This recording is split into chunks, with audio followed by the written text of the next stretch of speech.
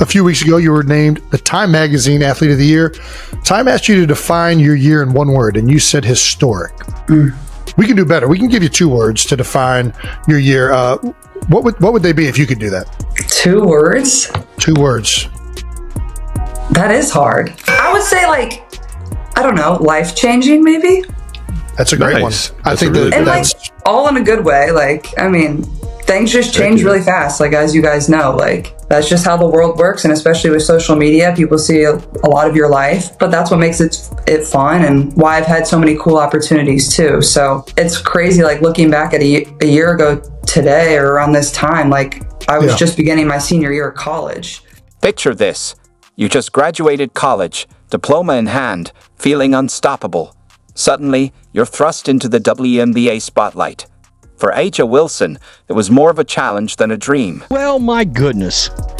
Is it just me, or are WNBA players sort of full of themselves? Aja Wilson loves to do 2 things. 2 things.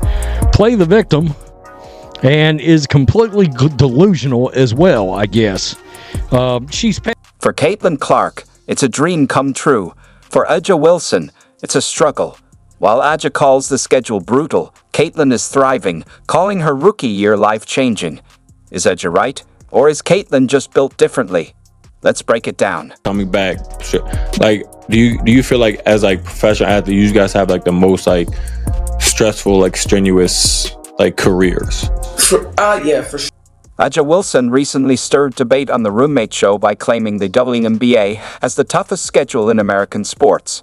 Yes, she really said that. I feel like for us, like, we don't have, our rookie orientation is not like anything too crazy. It's literally like, obviously, like a day before the draft and you're sitting there and you're talking, but it's like we don't get to go work out for teams. We don't have a Before diving in, let's compare to other sports. MLB players play 162 games in 6 months, almost daily. NBA and NHL players tackle 82 games in the same time frame. That's a lot of action. Like, you literally go from college. I remember it was like, I went in, I got drafted. I literally did training camp and I came back to college just to walk to graduate. And then I had to go play my first preseason game. Like, we don't have, like, you don't have time to even, like, I remember Jackie was just like, I had to get my draft dress in a matter of a day. The WNBA season is 40 games over 4 to 5 months. Half the NBA's and a quarter of MLB's. Yet, Aja Wilson calls it the toughest schedule in sports. And I'm just like, there's no way, one of the biggest nights of my life, I have to like be rushed. But you kind of have to, like, it's college, then you go right into training camp, and then if you play overseas, that's like late October maybe, depending on when your club wants you over, and you're gone. Like, you're going, and then it's Olympic year, and you're going, and it's just, it's insane. So yeah, I would have to say our schedule is pretty. Fans reacted, noting the obvious difference. NBA, 82 games. WNBA, 40 games and 4 months a year. Aja also complained about the Olympics disrupting the schedule, saying this. For us, we had 6 Olympians this year. So that's like half our roster gone. And while other teams may have their whole roster, so they can like train, they can practice, hoop, do all like that. Go on vacation, they can rest. So like, it's a lot. And I'm surprised we did what we did this year, because it was just a lot of just stuff going on. And stuff is the Olympics. Is Aja having a moment, or is there more to it? The college to pro transition is tough for rookies, but honestly, every pro athlete faces this adjustment. Aja Wilson is the queen of the delusion. She's absolutely the queen of the delusion. Does everyone feel the same? Not Caitlin Clark.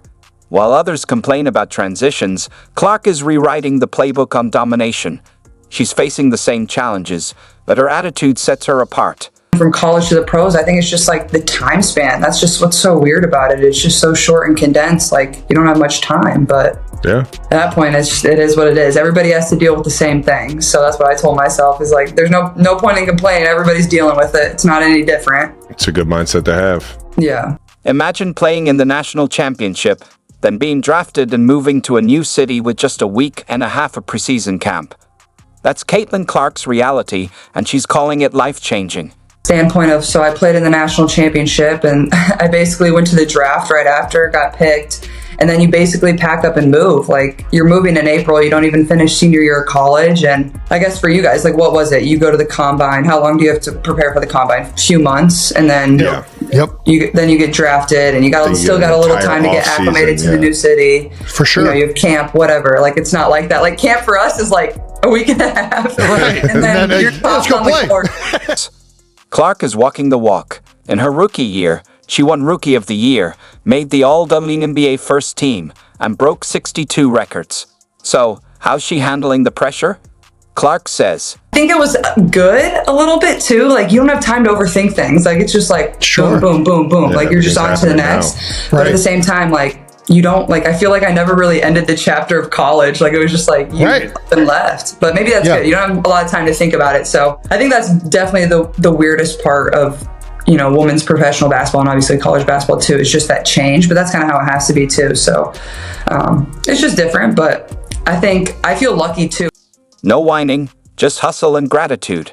While others complained, Clark appreciated the 2024 Olympics break, using it to bond with teammates and recharge. We had the Olympic break, so I got a month off in the middle of the season because we had to pause the WNBA season because, the 12 girls go and play in the Olympics, and everybody else, you're not doing much. So got a month off, which I really needed, obviously, because I'd been playing basketball for just a year straight, but obviously so much different from the NFL or the NBA. Clark sees the challenge as an opportunity and credits her veteran teammates for their support. No, and you nailed it.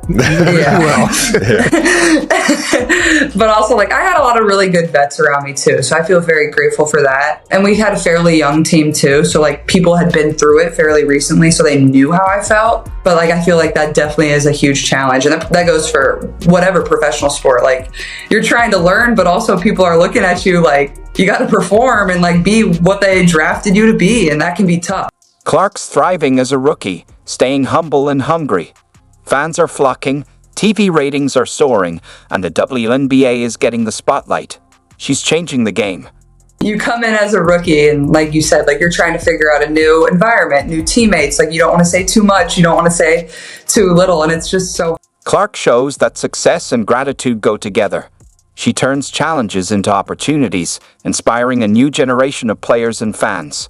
In my scenario, and obviously you guys too, you're already highly thought of. People are turning to you to be something or be someone. So it's hard. You're trying to get your feet wet, but also not do too much. And I think that's kind of what I struggled in early on is I don't know what to say. I don't know how to say it. I don't know how they're going to react. Hold on. Edge is not done complaining. Despite the WNBA's record viewership in 2024, not everyone's celebrating. You'd think athletes would be thrilled, but that's not the case. Let's break it down. This is the time, we're in the season of women's basketball, and it was so much fun to just it was aggravating, I'm not gonna lie. It was super annoying sometimes because you're constantly, you feel like you have to reprove yourself, and you feel like you have to go out and be no, this is what y'all been missing, and it kind of took away the fun of the game because you felt like you had to defend yourself and defend who you are as a player every single game. Wilson called the increased attention super annoying, despite most athletes wanting the spotlight.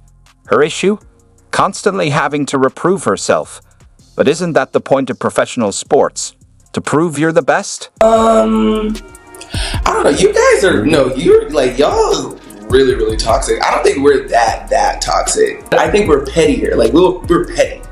What's wild here is that Wilson's stance is the complete opposite of what you'd expect. She complains about the attention, but then says people are starting to realize how elite they are.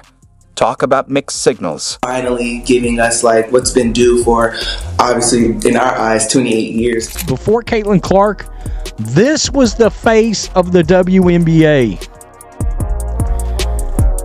No wonder all the ratings and the viewers showed up after Caitlin Clark got involved. This ain't it. I mean, that's delusional on a whole nother level. People that have showed up in the stadiums, from the viewership numbers to people really wanting to wear a WNBA player's jersey or buy their merch or whatever it is, or have their shoe. Just how it's evolved in such a short period of time, I think shows everyone, there is real opportunity here. Expectation is to be one of the best players in the world one day. I wouldn't expect anything less than that. More history for the FIBA rookie. At this point, continue to be myself, and I think a lot of good will come from that.